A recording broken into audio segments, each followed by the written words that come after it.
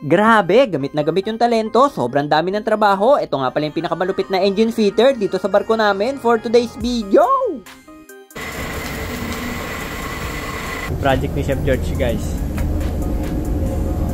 Teka.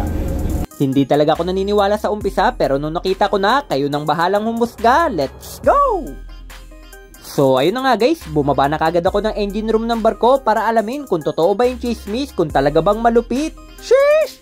Akala ko kasi guys, ako na yung pinakamalupit pagdating sa food trip, sa trabaho. Oh, she! Kaya pagdating sa makina, pinakitaan kagad tayo ni Chef George ng isa sa mga trabaho niya kung paano mahanap yung butas ng tubo na hindi naman nakikita. Aba, matindi!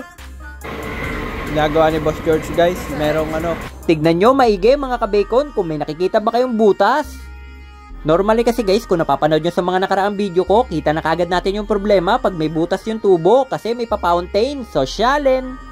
Pero etong kay Chef George, halos walang makitang butas pero may lumalabas daw dyan, paunti-unting langis, parang luha. Kaya ganito yung ginawa ni Chef George guys para malaman kung nasaan yung butas. Minutes ha?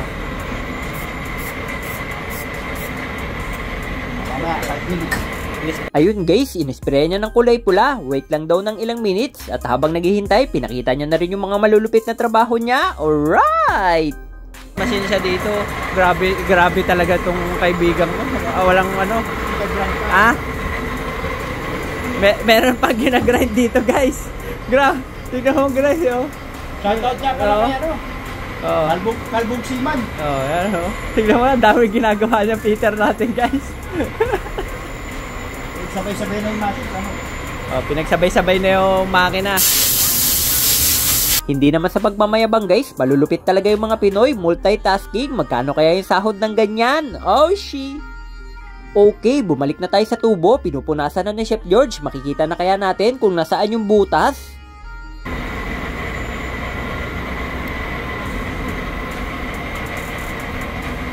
Wala pa rin ako makita guys, scam yata. Pero kailangan pa raw isprayan ng isa para lumabas yung pula.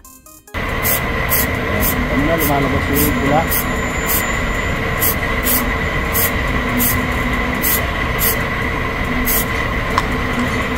Alabas na yan mamaya. After ng ilang minutong paghihintay guys, nagugutom na ako. Meron na akong nakitang pula. Napakaangas par. Tignan nyo yung kulay pula guys. Unti-unting lumalaki. Ibig sabihin, nandyan yung butas. Now we know. Bahala na si Chef George mag-welding dyan. Pumunta na tayo sa food trip. Let's eat! Sabi ko naman sa inyo guys, mas malupit talaga ako kay Chef George. Kung siya nagtatrabaho pa, ako kumakain na. Sheesh! Grabe na naman yung mga hinandang pagkain ni Mayor. May Shanghai pa. See you ulit next vid. Love you all!